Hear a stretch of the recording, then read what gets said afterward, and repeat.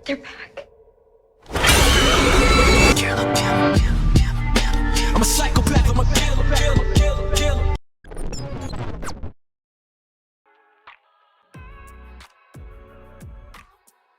Film ini dimulai dengan memperlihatkan sekelompok peneliti yang sedang menambang di dalam gua.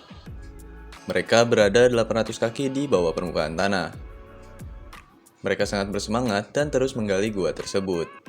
Hingga beberapa saat mereka berhasil membuka lapisan dari gua itu dan terdengar suara seperti binatang yang keluar dari dalam sana. Tiba-tiba muncul makhluk seperti kelelawar yang keluar dan menghabisi para peneliti itu. Scene pun berpindah, ditampilkan di sini seorang gadis bernama Ali yang tidak bisa mendengar. Ali sangat sering dibully oleh teman-temannya saat dia sedang di sekolah. Dia biasa berkomunikasi dengan keluarganya melalui bahasa isyarat. Di saat Ali sedang makan malam bersama keluarganya di malam hari, mereka berkomunikasi satu sama lain dengan bahagia. Tiba-tiba TV menyiarkan berita wabah spesies aneh yang telah mendekati kota mereka. Makhluk itu membinasakan apapun dan memakan manusia setelah membunuhnya. Tindakan pencegahan diberitahukan di berita TV, yang menginformasikan bahwa semua orang untuk tetap menutup pintu rumah dan jendela mereka. Tidak ada satupun orang yang boleh keluar rumah. Jadi spesies ini tidak bisa melihat dan mereka hanya bisa mendengar. Di saat mereka mendengar suara, mereka akan menyerang orang secara brutal.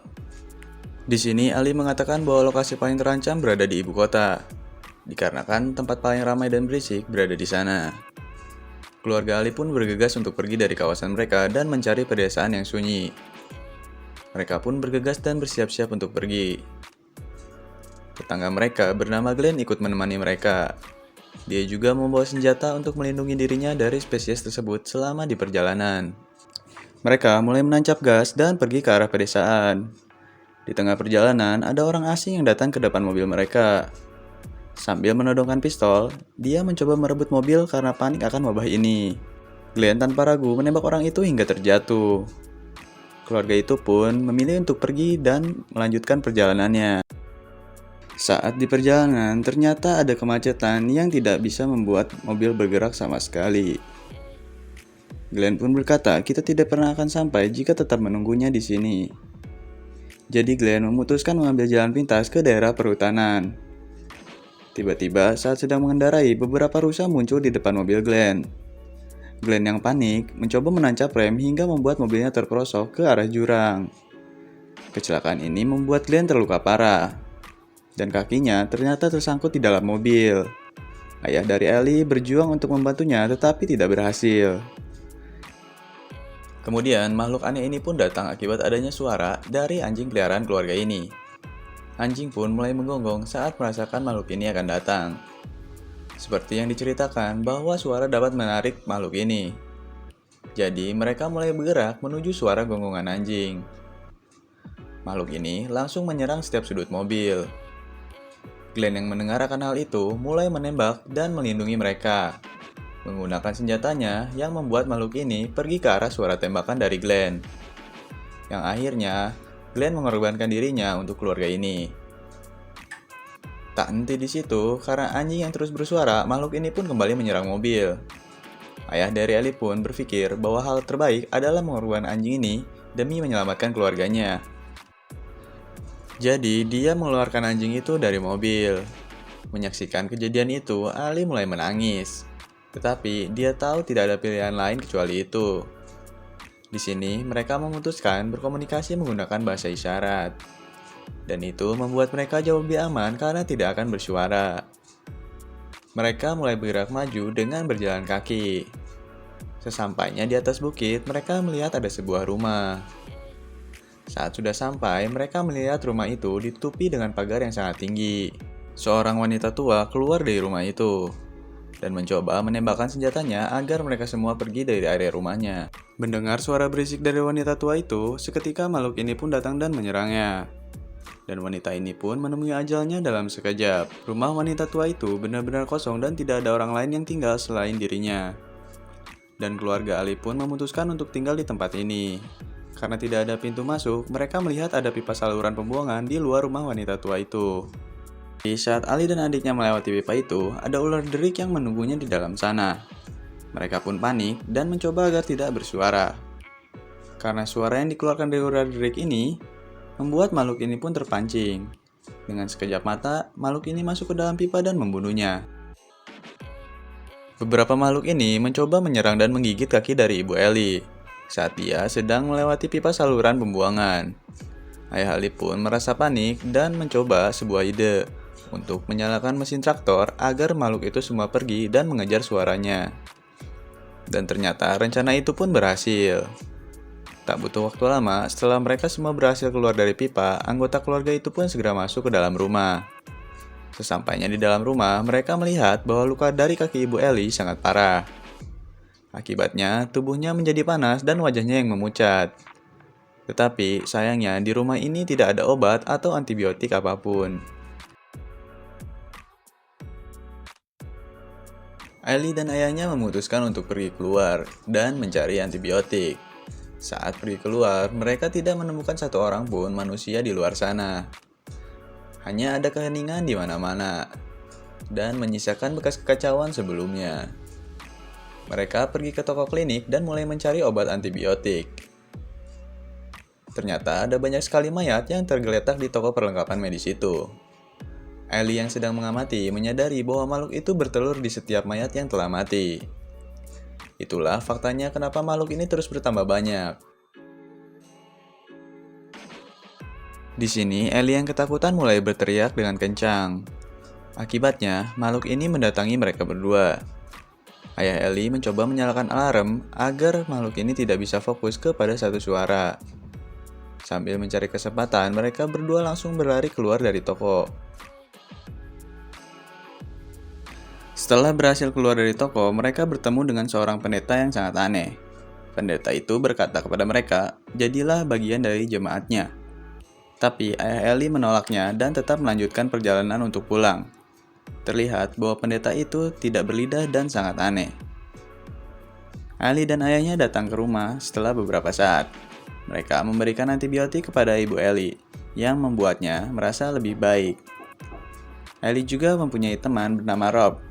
Rob sendiri sedang menghadapi masalah yang sama seperti Ellie dan keluarganya.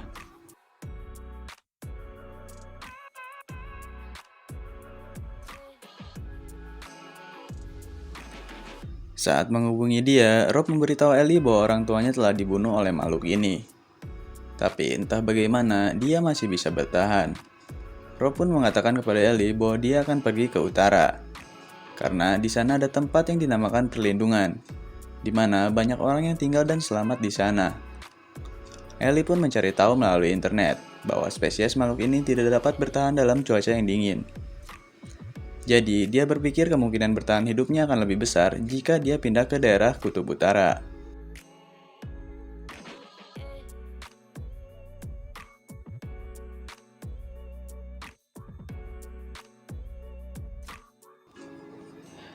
Keesokan harinya, pendeta yang aneh itu tiba-tiba ada di depan rumah yang keluarga Ellie tempati.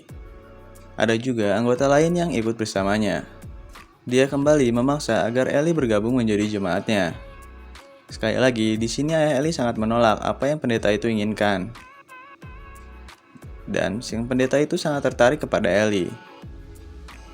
Ayah Ellie pun ke dalam rumah dan mengambil pistol untuk mengancam mereka semua agar pergi dari tempat itu.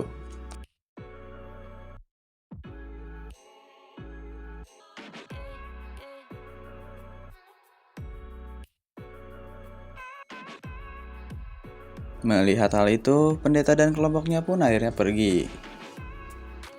Tak lama kemudian, saat malam datang, tiba-tiba ada seorang gadis yang berdiri di depan pintu rumah mereka. Karena melihatnya sendirian, akhirnya mereka menyuruh gadis itu masuk ke dalam rumah.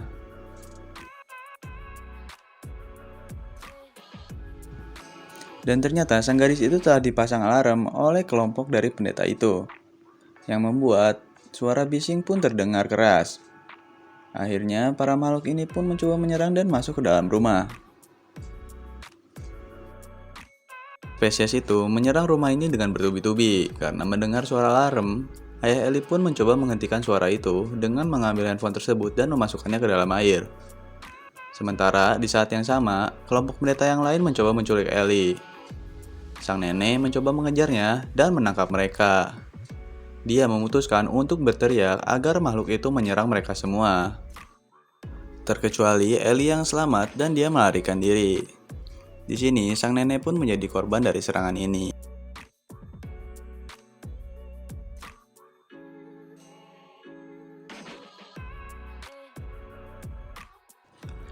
Di saat ibu dan ayah Ellie keluar rumah, mereka pun sangat terkejut karena melihat sang nenek sudah tidak bernyawa. Di sini, pendeta itu memanfaatkan dengan menodongkan pisau ke lehernya Ellie. Saat mereka ingin membawanya pergi, ibu dan ayah Ellie memutuskan untuk menyerang dan membunuh para kelompok pendeta tersebut. Tak terkecuali, akhirnya Ellie sendirilah yang membunuh pendeta itu. Dan setelah kejadian malam itu, keluarga ini pun memutuskan untuk tetap berjalan dan menuju ke arah kutub utara. Tak lama kemudian, akhirnya mereka pun sampai di tempat perlindungan. Ternyata masih banyak orang yang selamat dan hidup tinggal di sana. Di akhir cerita film, ditampilkan Ellie dan Rob sedang berburu spesies makhluk itu. Dengan menggunakan panah, mereka telah mempelajari banyak hal untuk membunuh makhluk tersebut. Mereka juga banyak belajar tentang berkomunikasi tanpa mengeluarkan suara. Dan film ini pun berakhir. So, thank you guys yang udah meluangkan waktunya buat nonton video ini dan mendengarkan cerita dari film ini. Jangan lupa like, komen, dan tekan tombol subscribe. See you guys on the next time. Stay safe and healthy. Peace out. I'm a psychopath, I'm a killer.